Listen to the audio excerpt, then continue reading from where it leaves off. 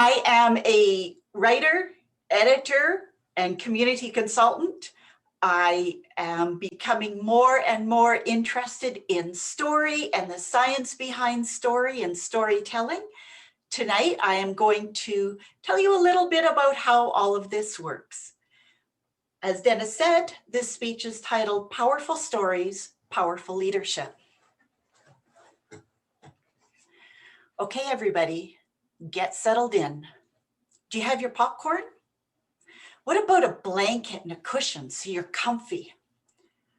Perfect. Shh. We're going to start. Once upon a time.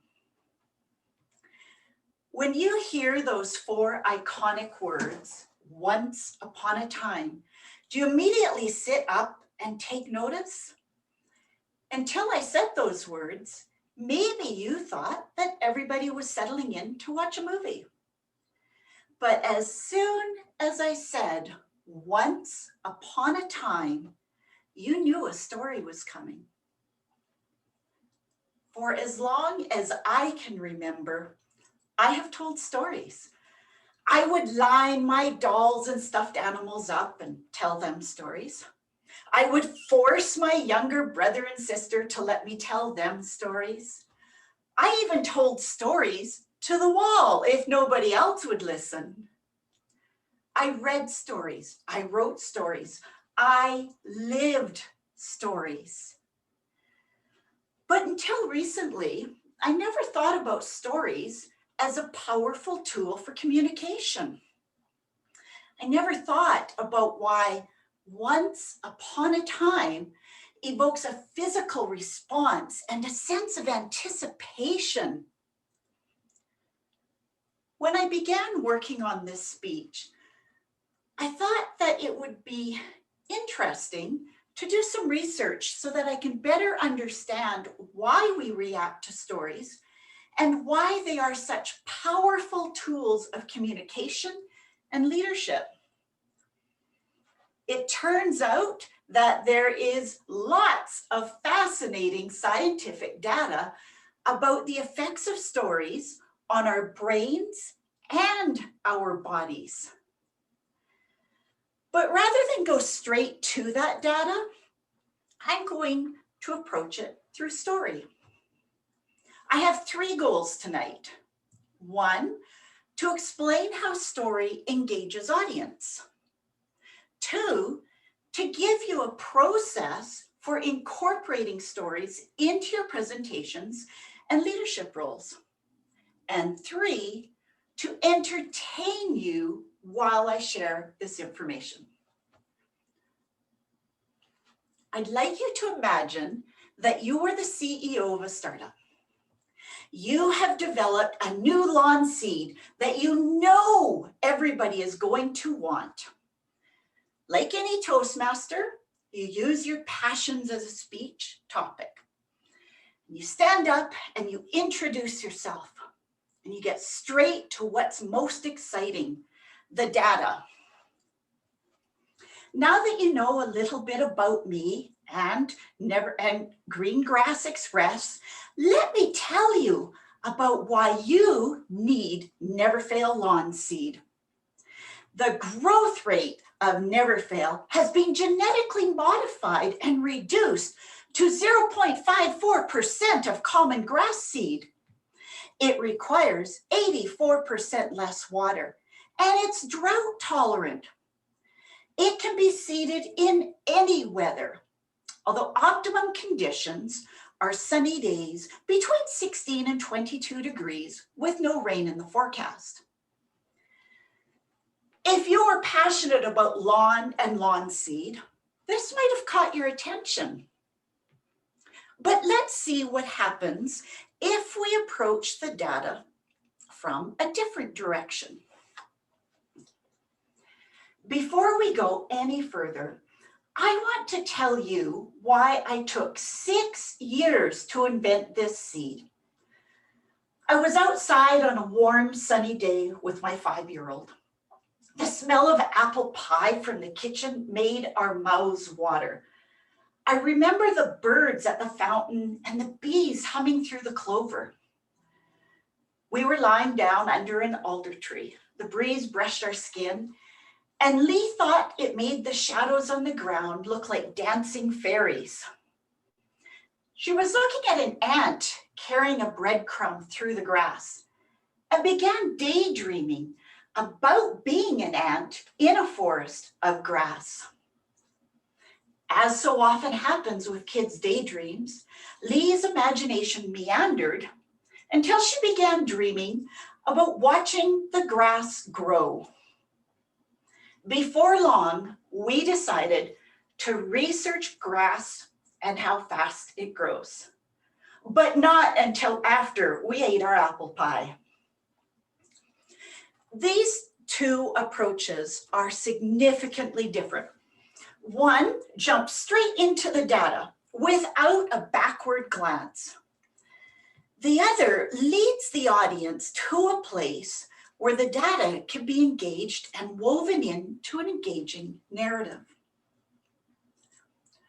To understand why our brains find stories so engaging, we need to spend a little bit of time in the world of neuroscience.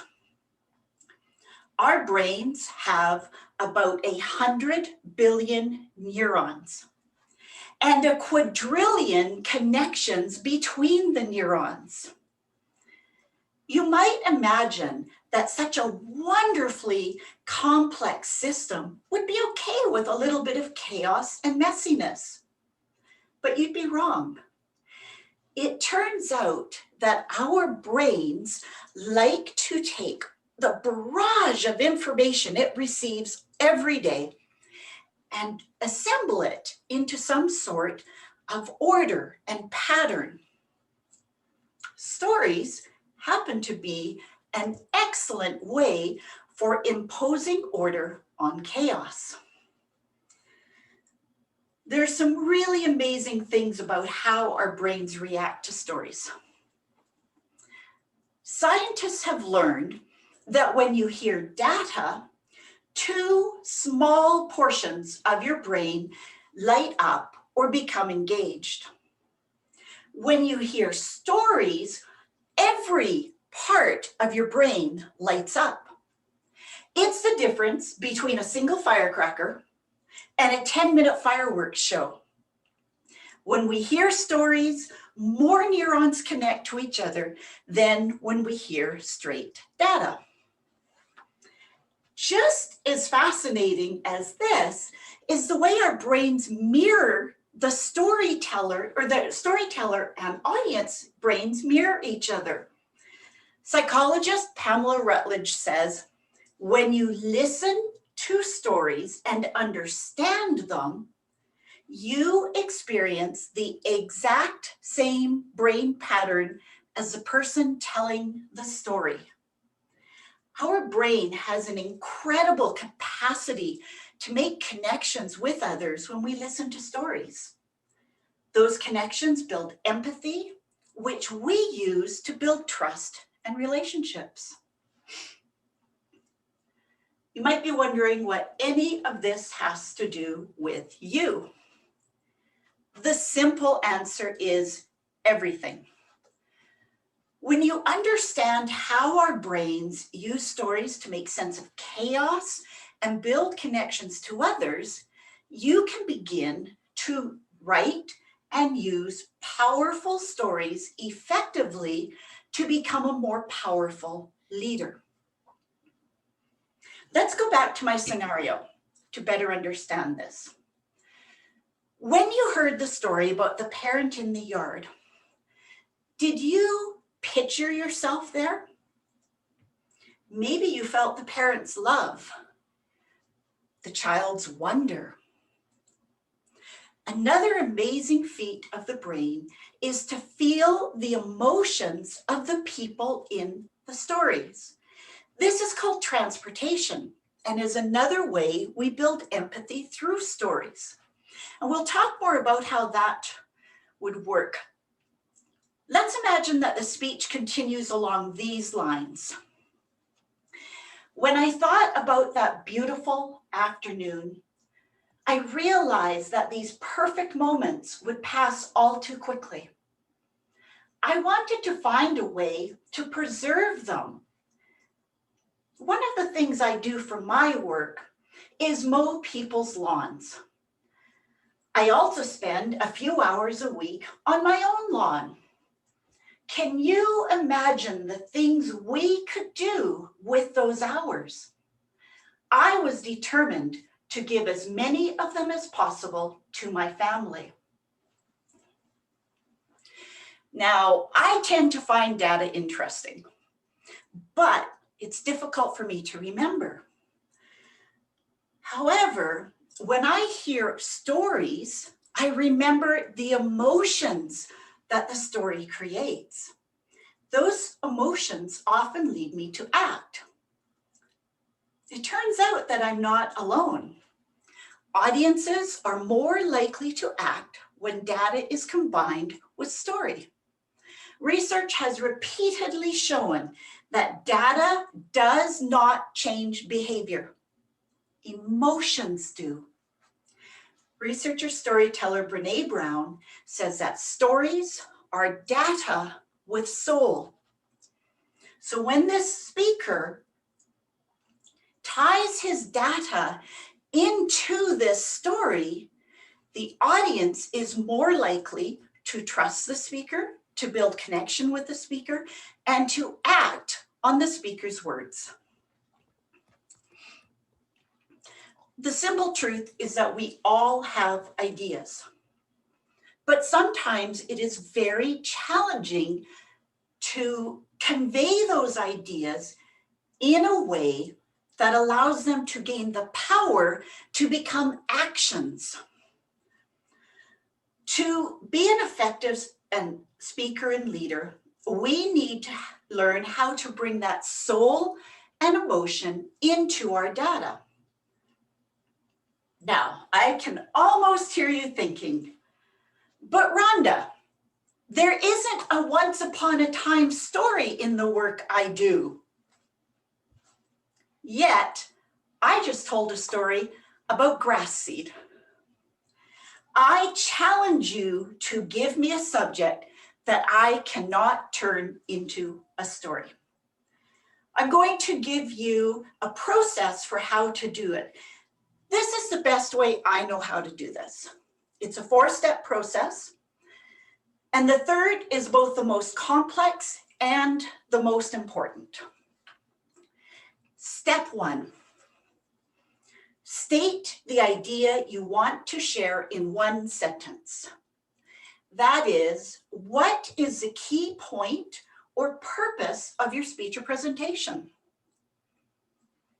Step 2, ask yourself who the speech is for.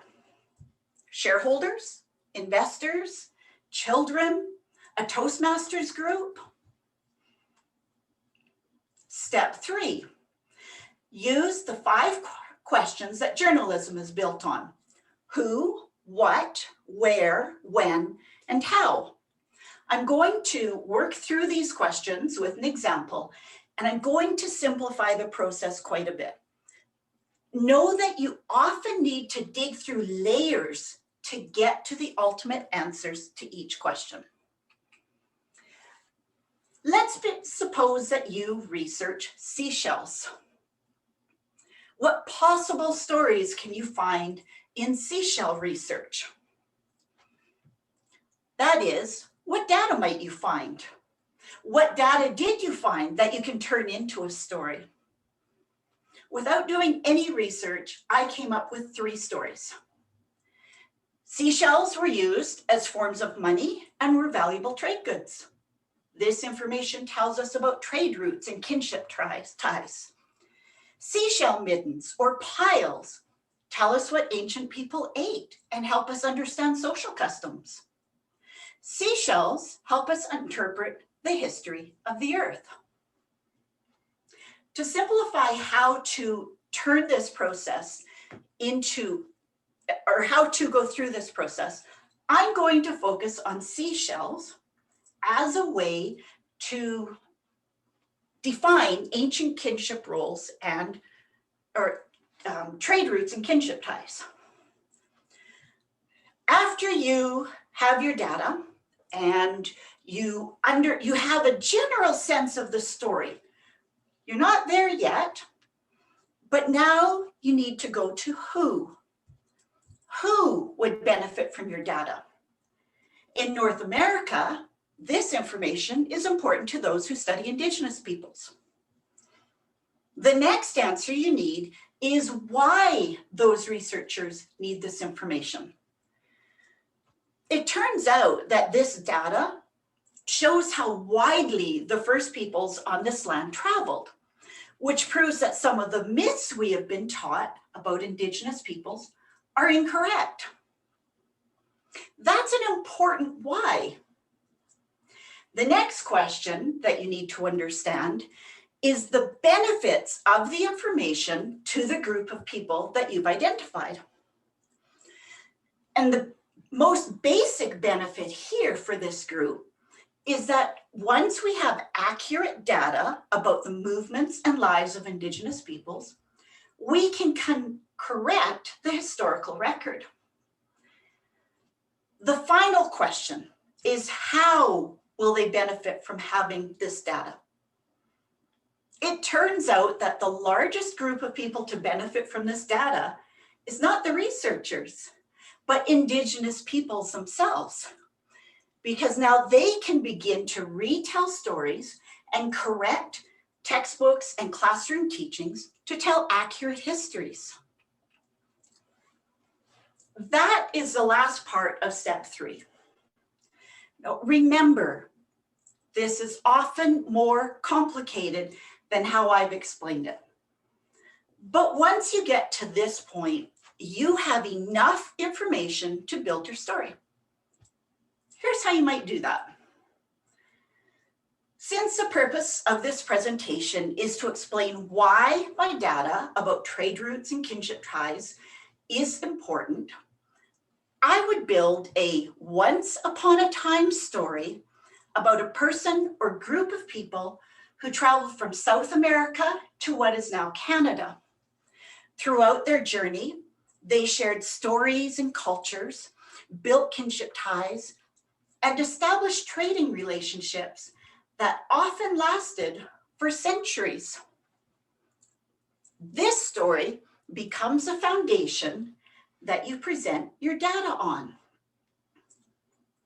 Once I have the story drafted, I would tell my audience what my data is by weaving it into the story. Then I would talk about how my audience might find the data useful and why it's important to a wider group of people. This is an involved process. It doesn't happen quickly.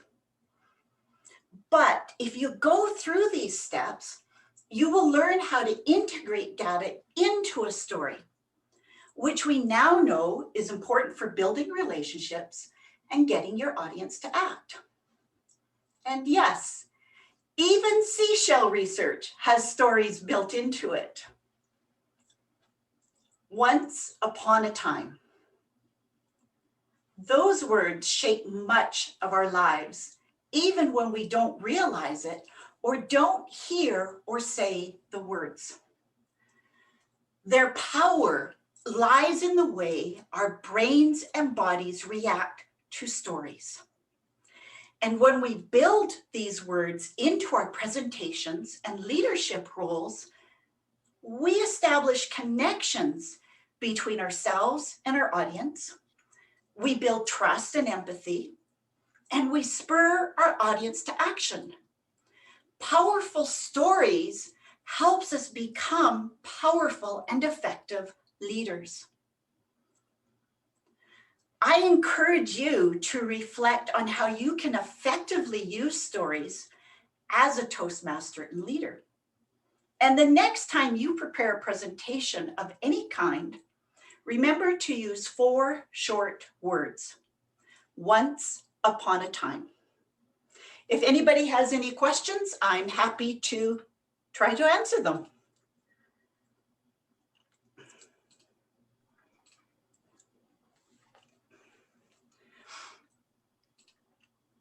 Patrick, you have a question, you can go ahead and ask. Okay, thanks so much, Rhonda, for that speech and all those tips and informations. I was just thinking to myself as you're talking, giving us a speech, how many stories do you weave into a presentation and how often do you make them? The number of stories depends on the speech or presentation. A short speech or presentation will often only have one story, and I believe that's best. Rather than start a new story in a short speech or presentation, I recommend finding a way to pick a thread of that story up to make points throughout the speech. In this speech, I built a story, but I used a different story as an example of how to work through a process.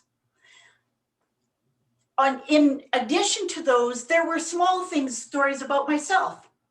I used to tell stories. I didn't understand stories. I researched stories. And these are all stories that I built into the speech very intentionally. But those are very short and serve to reinforce one small point. You do not want those short bits to take over the rest of your story, your speech.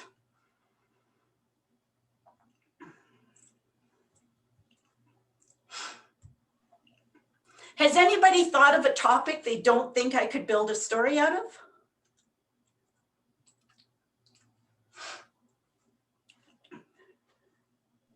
Leonard, I think you have another question. Yes, I have a question. If I have to deliver a speech, not related with something that I used to see, I used to know, like some surgery, and I'm an engineer or I'm a teacher, how can I have some kind of passion, emotion in that topic? I can do the research, but I have to have some life experience in that topic. How can I do that? I know that it's for better of the people and for so on, but if I need to research something different from my field, how can I talk about that? Not like reading a news, but kind of very interested for me and for the audience. How can I do that? That is a great question, Lionel, and it is surprisingly easy.